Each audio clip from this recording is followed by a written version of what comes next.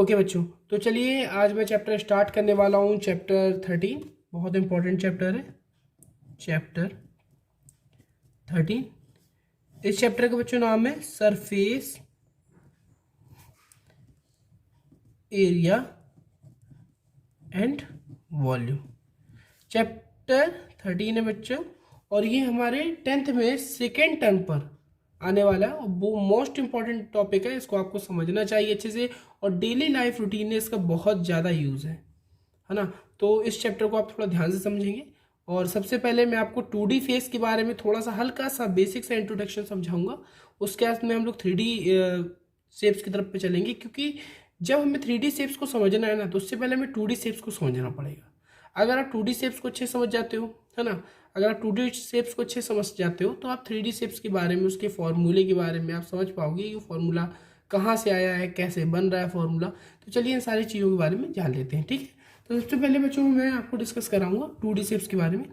सिर्फ important 2D shapes के बारे में डिस्कस करूंगा जो आपके यूज़ में आने वाले। वैसे तो सारे फेसेस आपके बहुत ज़्यादा यूज़ में आते हैं, चाहे वो 2D हो चाहे 3D हो, लेकिन बेसिकली हम उनकी बात करेंगे जो बहुत ही बेसिकली फेसेस शेप्स हैं और जिनके बारे में आपको नॉलेज होनी चाहिए, पता होना चाहिए। तो चलिए सबसे पहले बात करते हैं 2D शेप्स के बारे में।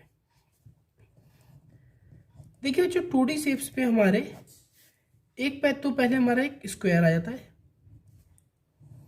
ना बच्चों। ये हमारा स्क्वायर है। तो इस स्क्वायर के बारे में हम समझेंगे पहले इसका पेरीमीटर। मुझे पता है कि आप लोगों को, ज़्यादातर लोगों को पता होगा, लेकिन फिर भी मैं बेसिक से लेके चलूँगा ताकि आपको हर एक चीज़ क्लियर हो पाए। पेरीमीटर और एरिया। फिर सेकेंड थिंग हमारी यहाँ पे आ जाएगी रेक्टेंगल के लिए। यहाँ पर भी हम इसका पेरीमीटर और एरिया जानेंगे। फिर थर्ड थिंग यहाँ पे हमारी आ जाएगी सर्कल। ये हमारा रेक्टेंगल, ये हमारा सर्कल। सर्कल के बारे में हमें पेरीमीटर, देन या सर्कमफ्रेंस भी हमसे बोलते हैं, देन एरिया। तो इन चीज़ों के बारे में आज हम लोग पहले समझेंगे। तो देखिए बच्चों, जैसा कि हमें पता है ना कि देखिए मैं आपको बहुत ही एक छोटा सा कॉन्सेप्ट बता दूं कि अगर हमें किसी भी शेप का पेरीमीटर निकालना है ना, तो हमें उसकी सारी साइड्स को ऐड कर देना चाहिए। क्या कर देना चाहिए बच्चों? ऐड कर देना चाहिए। जैसे कि देखिए, अगर मैं यहाँ पे इस पॉइंट पर खड़ा हो जाऊँ जहाँ पे मैंने पेन रखा हुआ है, और यहाँ से ट्रेवल स्टार्ट करूँ इस तरीके से, और सपोज दैट मान लीजिए कि यहाँ से लेके यहाँ तक बच्चों इसकी मैं लेंथ ले लेता हूँ ए। तो जैसा कि मुझे पता है कि स्क्वायर की फॉर्म पे अगर ये है ए है तो ये भी ए होगी, ये भी ए होगी और ये भी ए होगी, क्योंकि आप लोगों ने पढ़ा है कि स्क्वायर की 4 साइड्स इक्वल होती हैं। तो बच्चों उसका पेरीमीटर क्या हो जाएगा? यहाँ पे 4 इंटू ए हो जाएगा ना। ए मैंने क्या बोला आपको सबको ऐड कर देना है, मतलब ए प्लस ए प्लस ए प्लस ए। तो बच्चों यहाँ पे हमारा 4 आ जाएगा। और एरिया आपको पता है बच्चों, ए स्क्वायर होता है। ओके, अब चलते हैं बच्चों रेक्टेंगल की तरफ पे। रेक्टेंगल पे भी अगर मैं आपको बोलूँ कि मैं इस पॉइंट पे खड़ा हो जाऊँ जहाँ पे मैंने पेन रखा है, तो आप देखोगे ये पहले मैं ऐसे ट्रैवल करूँगा, फिर यहाँ से ट्रैवल करते हुए इस तरीके से आऊँगा। तो देखिए यहाँ पर क्या है ना कि यहाँ पर एक प्रॉपर्टी थी स्क्वायर की कि इसके 4 साइड्स इक्वल होती हैं, लेकिन रेक्टेंगल के 4 साइड्स इक्वल नहीं होती, इसकी सामने सामने की साइड्स पर इक्वल होती हैं।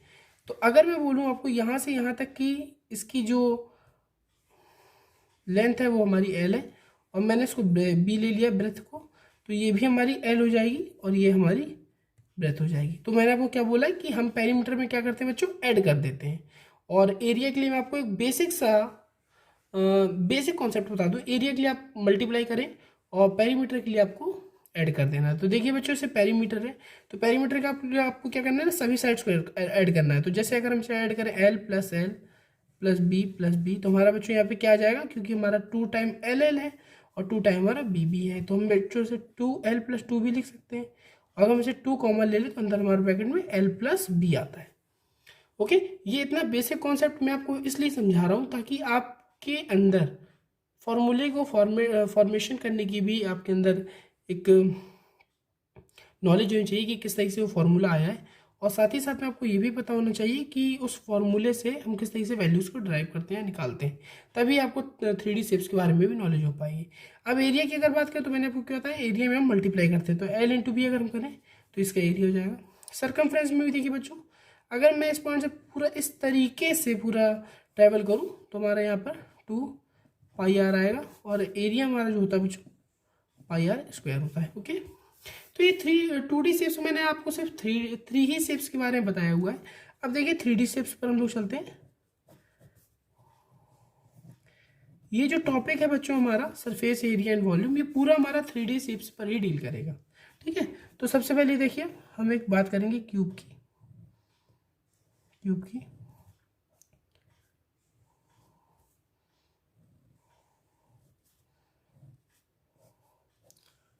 तो ये बच्चों हमारा क्यूब है। तो देखिए इस क्यूब में अगर हम सबसे पहले क्या करें ना, फेसेस को काउंट करें कि इसमें फेसेस कितने, है ना। फेस मतलब देखिए आप एक देख पा रहे कि एक स्क्वायर ये बन रहा है ना। जहाँ पे मैं पेन चला रहा हूँ बच्चों, तो एक स्क्वायर ये बन पा रहा है आपका, एक स्क्वायर बच्चा आपको ये बन रहा है, तो ये एक स्क्वायर इसको आप काउंट कर लीजिए तो ये 1 हो गया। एक स्क्वायर आप इसका काउंट कर लीजिए बच्चों तो ये 2 हो गया। एक स्क्वायर बच्चों आप ये वाला काउंट कर लीजिए तो ये बच्चों आपका 3 हो गया। एक स्क्वायर बच्चों आप ये वाला काउंट कर लीजिए जो इस साइड से बनेगा तो ये बच्चों 4 हो गया। और एक बच्चों ये स्क्वायर नीचे वाला काउंट कर लीजिए तो बच्चों ये 5 हो गया। और एक स्क्वायर आप ये ऊपर वाला काउंट कर लीजिए तो ये 6 नंबर का हो गया। तो बच्चों अगर हम बात करें तो एक क्यूब में मतलब क्यूब जो होता है, क्यूब में हमारे कितने फेसेस होते हैं, फेसेस हमारे होते हैं 6 फेस होते हैं, है ना। और बच्चों अगर बात करें तो जो हमारा एक क्यूब बनता है ना बच्चों, वो हमारे 6 स्क्वायर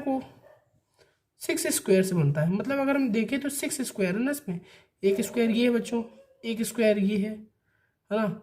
और बच्चों एक स्क्वायर हमारा ये बन रहा है, ये एक स्क्वायर बच्चों हमारा ये वाला बन रहा है, एक स्क्वायर बच्चों हमारा ये नीचे बनेगा, और एक स्क्वायर बच्चों हमारा ये ऊपर बनेगा।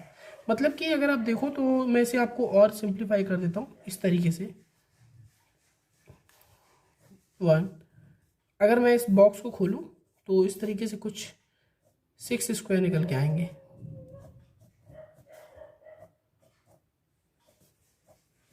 इस तरीके से कुछ आपके 6 स्क्वायर निकल के आएंगे। तो बच्चों ये भी ए स्क्वायर है, ये भी ए स्क्वायर है, ये भी ए स्क्वायर है, ये भी ए स्क्वायर है, ये भी ए स्क्वायर और ये भी ए स्क्वायर है ना बच्चों। जब हमारे ये सारे ए स्क्वायर है ना बच्चों, तो हमारा इसका टोटल सरफेस एरिया क्या बन जाएगा, total surface area of cube. तो देखिए बच्चों जो total surface area of cube आएगा हमारा क्या जाएगा, कितने स्क्वायर है बच्चों, 1 2 3 4 5 6। मतलब ये जो क्यूब बना हुआ है ना 6 स्क्वायर से मिलकर बना हुआ है, तो 6 इंटू ए स्क्वायर कर देंगे, मतलब 6a स्क्वायर।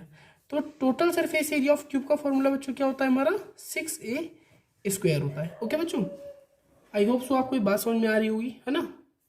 अब देखिए इसी बात में हम लोग देखते हैं लेटरल सरफेस एरिया बच्चों। क्या देखते हैं, lateral surface area, lateral surface area. देखिए बच्चों लेटरल सरफेस एरिया क्या होता है, बस देखिए बहुत ही इजी सा कॉन्सेप्ट है, बस आपको हल्का सा ध्यान लगा के समझना है कि लेटरल सरफेस एरिया क्या होता है। देखिए मैं आपको अगर बोलूँ कि ये एक बॉक्स है ना, जो ये एक बॉक्स है, ये जो बच्चों एक बॉक्स है ना, इस बॉक्स का जो ये ऊपर वाला जहाँ पे मैं पेन चला रहा हूँ, ये ऊपर वाला पोर्शन, ऊपर वाला सरफेस, और बच्चों ये नीचे वाला सरफेस, ये आपको नहीं लेना है ना। तो बच्चों टोटल फेस हमारे पास 6 थे। जब हम ये ऊपर वाला फेस नहीं ले रहे हैं और ये बच्चों नीचे वाला फेस नहीं ले रहे हैं, मतलब ये हमें जिस तरीके से मान लीजिए एक बॉक्स होता है ना, तो जो बॉक्स होता है ना, तो उस बॉक्स का ऊपर वाला पोर्शन और नीचे वाला पोर्शन, है ना। जो बच्चों एक बॉक्स होता है उस बॉक्स का हमारा ऊपर वाला पोर्शन और नीचे वाला पोर्शन, उन दोनों अगर पोर्शन को हम नहीं लेते हैं, इसे ऊपर वाला पोर्शन नीचे वाले पोर्शन को नहीं लेते, और बाकी जितने हमारे बचे हुए फेसेस है, ये हमारे जितने बाकी जो हमारा सराउंडेड मतलब चारों तरफ का जो बचा हुआ फेस होगा उसको हम लेते हैं, उसी को बोलते हैं लेटरल सरफेस एरिया। तो टोटल फेस बच्चों हमारे पास 6 थे, तो अगर हम बच्चों इसमें से 2 फेस नहीं ले रहे हैं, मतलब एक ऊपर वाला फेस और एक नीचे वाला फेस नहीं ले रहे हैं, तो हमारे पास तो बच्चों 4 फेस बचेंगे। अगर उस 4 फेस में मतलब कि अगर हम ऊपर वाला और नीचे वाला अगर हम नहीं लेते हैं तो हमें 4 फेस बचेंगे। और हमें पता है कि जो 4 फेस है, हर एक फेस एक स्क्वायर से बना हुआ है इस तरीके से। तो हमारा 4a² हो जाएगा। तो लेटरल सरफेस एरिया का फॉर्मूला हमारा क्या आ जाएगा बच्चों, 4a², है ना। आई होप सो आपको समझ में आ रहा होगा। ठीक है, अब इसके बाद हम लोग चलते हैं क्यूबॉइड के ऊपर।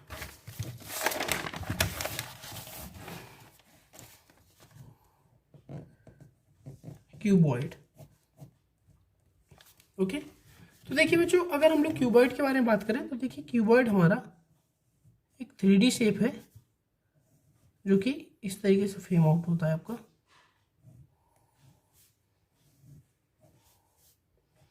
तो देखिए इसमें भी बच्चों हमारे फेस ही बच्चों, अब मैं आपको इस क्लियर करने वाला हूँ बच्चों इस क्यूबॉइड के बारे में ना। तो बच्चों देखिए इस क्यूबॉइड पे मैंने आपको क्या बताया ना कि इस पे भी 6 फेसेस होते हैं हमारे। कितने फेसेस होते हैं बच्चों, 6 फेसेस होते हैं। और इस 6 फेसेस में बच्चों अगर हम लोग देखें तो देखिए सबसे पहले हम क्या करते हैं ना, इसके पोर्शन को मैं अलग अलग कर देता हूँ। तो आप क्या देख पा रहे हो, एक ये पोर्शन निकलेगा इसका, ये पोर्शन नंबर 1 अगर मैंने बनाऊँ, और जैसे इसका पोर्शन नंबर 2 निकालूँ तो वो भी हमारा सेम होगा, क्योंकि जितना ये है उतना ये भी होगा, 2 हो गया। ये हमारा पोर्शन नंबर 3 को अगर मैं बनाऊँ तो ये पोर्शन नंबर 3 जब हमारा बनेगा बच्चों तो कुछ इस तरीके से बनेगा, पोर्शन नंबर 3 ऊपर का। तो बच्चों जो पोर्शन नंबर 3 के जस्ट नीचे वाला पोर्शन, मतलब ये वाला पोर्शन है बच्चों, ये 4th नंबर का, यही बच्चों हमारा सेम ही होगा ना, क्योंकि अब 3rd सेम है बच्चों तो हमारा 4th भी सेम होगा, 4th वाला हो जाएगा, है ना बच्चों। उसी तरीके से अगर बच्चों मैं 5th और 6th का निकालूं तो जितना हमारा ये 5th मतलब फ्रंट वाला होगा ये वाला, उतना ही बच्चों जस्ट इसका बैक वाला भी होगा। तो ये बच्चों मैंने एक तरीके से क्यूबॉइड के वो ना पार्ट्स में बना दिया है। तो ये अगर हम सारे इन पार्ट्स को मिला दें तो बच्चों ये हमारा क्यूबॉइड बन जाता है ना। तो देखिए ये जो फेस है ना बच्चों हमारा ये, तो इसमें अगर हम देखें तो ये हम क्या देख पा रहे हैं, ये अगर हमारी लेंथ है, ये हमारी लेंथ है, और ये बच्चों हमारी ब्रेथ है, और ये हमारी हाइट है। तो अगर हम इसको देखें, इस वाले पोर्शन को, अगर मुझे इसका एरिया निकालना हो ना बच्चों, जितना इसका एरिया होगा उतना इसका एरिया होगा, तो हम एक का एरिया निकाल लेते हैं, उसमें 2 को मल्टीप्लाई कर देंगे। अगर बच्चों मुझे इसका एरिया निकालना हो तो आप कैसे निकालोगे, पहली बात तो ये ब्रेथ हो गई और ये हाइट, इसका आप मल्टीप्लाई कराओगे, मतलब b इंटू एच। तो जब बच्चों आप b इंटू एच करोगे ना तो इसका एरिया क्या है बच्चों, b इंटू एच है, b इंटू एच है, इसका भी एरिया बच्चों हमारा b इंटू एच हो जाएगा, है ना। तो इसका भी एरिया हमारा b इंटू एच हो जाएगा। तो टोटल इन दोनों का टोटल कितना हो जाएगा बच्चों, 2bh हो जाएगा ना। उसी तरीके से अगर बच्चों मैं इस वाले का एरिया निकालूँ ऊपर वाले का, तो बच्चों अगर इसका एरिया बच्चों l है, मतलब इसकी सॉरी लेंथ l है और ये ब्रेथ b है, तो इसका एरिया बच्चों कैसे निकलेगा, l इंटू बी निकलेगा। थर्ड वाले का जितना बच्चों थर्ड वाले का होगा उतना ही बच्चों फोर्थ वाले पार्ट का होगा, तो ये भी बच्चों l इंटू बी हो जाएगा। तो टोटल इसका बच्चों कितना बन जाएगा, 2lb बन जाएगा। उसी तरीके से बच्चों में 5th वाला मतलब सामने वाला जो फेस है, इसका जस्ट सामने वाला फेस है, ये वाला जहाँ पे पेन चला रहा हूँ, इस वाले फेस को देखिए हमने इस वाले फेस का निकाल लिया, इस वाले फेस का कर लिया, ऊपर वाले कर लिया, नीचे वाले कर लिया। अब ये साइड वाला जो फेस है जहाँ मैं पेन चला रहा हूँ, ये इस वाले फेस का अगर बच्चों में निकालना ना तो इस वाले फेस का भी इसी तरीके से आ जाएगा। हमारा क्या है, ये एल और ये एच, तो ये हमारा लेंथ और एच का मल्टीप्लाई होगा तब तो हमारा ये निकलेगा। तो ये हमारा क्या हो जाएगा बच्चों, एल इंटू एच हो जाएगा। और 6 वाले को भी बच्चों हमारा क्या हो जाएगा, एल इंटू एच। तो इस तरीके से अगर हमने जब इस जितना 5th का होगा उतना ही उस साइड वाले 6 वाले पोर्शन का भी होगा, तो इसमें भी हमारा क्या हो जाएगा, 2lh। तो बच्चों हमें क्या करना है, क्यूबॉइड का हमें टोटल सरफेस एरिया मतलब बच्चों इन सभी को ऐड करके कितना बन रहा है, तो total surface area of cuboid बच्चों हमारा क्या हो जाएगा, देखिए पहले तो 2bh, फिर प्लस 2lb और प्लस 2lh। तो आपको यहाँ पे क्या समझा रहा है कि इन सब में 2 को अगर हम बाहर ले लें तो हमारा क्या बचेगा बच्चों, bh plus lb plus lh। तो इस तरीके से बच्चों हमारा क्या आ जाता है, ये total surface area of cuboid का फॉर्मूला निकल के आ जाता है। आई होप सो बच्चों मैं आप लोगों को समझा पा रहा हूँ, कोशिश तो मैं पूरी कर रहा हूँ कि आप लोगों को अच्छे से समझ में आ जाए। और इसको मैंने इस पोर्शंस में डिवाइड किया, जैसे ये पोर्शन हो गया 1 2, है ना। तो इस तरीके से हम फॉर्मूले को बच्चों बनाते हैं। तो ये हमारा क्या हो जाएगा, total surface area of cuboid क्या हो जाएगा, 2 in the bracket of BH plus LB और प्लस LH। ओके बच्चों, अब इसके बाद में देखिए हमें क्या करना है ना, कि आपको ये तो समझ में आ गया होगा, है ना। अब इसके बाद हमें क्या करना है, एक सिलेंडर के बारे में समझेंगे। सिलेंडर ये भी हमारा 3D शेप है, और इन सभी का ना बच्चों आपका यूज आने वाला है चैप्टर 13 में। इन सभी का बहुत ज़्यादा यूज़ है, आप इसको बिना देखे बिना समझे आप एक्सरसाइज को कर ही नहीं सकते हो। ये आप बिल्कुल एकदम ध्यान से समझ लें, ठीक है। तो चलिए मैं सिलेंडर को यहाँ से समझाता हूँ। सिलेंडर, तो बच्चों देखिए सिलेंडर में क्या होता है ना कि अगर मैं सिलेंडर को ड्रॉ करूँ तो सिलेंडर बच्चों आपका इस तरीके का होता है, इस तरीके का, ये बच्चों आपका सिलेंडर। तो आप जब सिलेंडर को देखते हो ना तो देखो पहले हम इसके जो ये शेप है ना, इस शेप को पहले हम समझेंगे ये शेप किस तरीके का बना है। तो अगर शेप को हम देखें तो ऊपर का और नीचे वाला, ये ऊपर वाला पोर्शन और नीचे वाला पोर्शन बच्चों एकदम सेम होगा, है ना। और ये बिल्कुल एकदम सर्कुलर फॉर्म पे होता है इस तरीके से। तो हम ये कह सकते हैं कि इस ऊपर वाले का जो एरिया है ना वो क्या होगा बच्चों, पाई आर स्क्वायर होता है एरिया। अगर मैं इसकी एरिया की बात करूँ बच्चों तो ये पाई आर स्क्वायर होता है ना। भाई ये सर्कल बना रहा है, तो जब ये सर्कल बना रहा है तो सर्कल का एरिया क्या होता है, पाई आर स्क्वायर होता है। तो इसके ऊपर वाले का पोर्शन का जिसमें मैं पेन चला रहा हूँ ये पाई आर स्क्वायर होगा। इस तरह से बच्चों ये भी पाई आर स्क्वायर होगा, होगा या नहीं बच्चों, होगा ना। अब बात करते हैं कि जो एक सिलेंडर होता है, जैसे ये आप मार्कर देख पा रहे हो ना, तो मार्कर का जो ये हमारा बॉटम है, ये वाला बॉटम, ये एक सर्कल फॉर्म कर रहा है, तो इसका एरिया देखें तो पाई आर स्क्वायर होगा। और इस वाले बॉटम का देखें तो इसका ही पाई आर स्क्वायर होगा। तो ये दोनों बॉटम अगर आपस में सेम है, क्योंकि मार्कर का इस तरीके से डिज़ाइन नहीं है, लेकिन एक तरीके से हम इसे सिलेंडर कंसिडर करें तो ये जितना ये वाला सर्कल फॉर्म कर रहा है उतना ही बच्चों हमारा यहाँ पे सर्कल फॉर्म हो रहा होगा। तो ये दो सर्कल तो समझ आ गए कि इन दोनों सर्कल का पाई आर स्क्वायर है ना। हमें इसका क्या निकालना है, टोटल सरफेस एरिया, मतलब पूरा सरफेस एरिया कितना होगा। तो एक सर्कल ये बना है बच्चों, एक सर्कल ये बना है, तो इन दोनों सर्कल को अगर हम ऐड कर दें तो ये और ये तो पता चल गया हमें। लेकिन अभी हमें ये वाला नहीं पता जो इसकी गुलाई है, ये जो इसकी गुलाई है, ये जो इसकी गुलाई है, ये जो इसकी गुलाई है, इस गुलाई को भी अगर हमें निकालना है तो हम क्या करते हैं ना बच्चों कि अगर मान लीजिए कि आपने एक सीट देखी होगी, सपोज दैट मान लीजिए कि एक मिनट, ये जिस तरीके से आप देख पा रहे हो ग्लास को, तो इस गिलास में अगर हम ये देखें तो जो इसकी गुलाई है ना, ये जो इसकी गुलाई होती है, ये इसका भी हमें एरिया निकालना होगा। जब ये वाला एरिया पता चल जाएगा तो ये पूरी इसकी गुलाई वाला एरिया और ये ऊपर के पोर्शन को और नीचे के पोर्शन को, इन तीनों पार्ट को अगर हम ऐड कर देंगे तो सिलेंडर का भी टोटल सरफेस एरिया निकल आएगा। तो इसे हमें देखिए क्या करना है कि इस वाले की जो गुलाई है इसे हम कैसे समझ सकते हैं।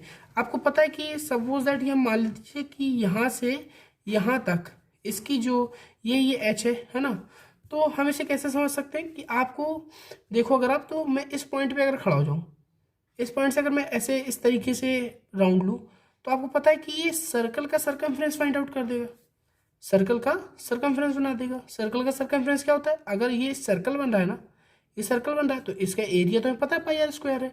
लेकिन अगर मैं इसकी सर्कमफ्रेंस की बात करूँ, इसके अगर मैं सर्कमफ्रेंस की बात करूँ तो सर्कमफ्रेंस क्या होगा, अगर इसकी तरह मैं इस तरीके से पूरा राउंड लूँ तो इसका सर्कमफ्रेंस 2 पाई आर होगा, 2 पाई आर होगा इसका सर्कमफ्रेंस। सर्कमफ्रेंस जब इसका 2 पाई आर होगा तो अगर मैं इस सिलेंडर को बीच से काटते हुए इस तरीके से सीट बना दूँ, मतलब जो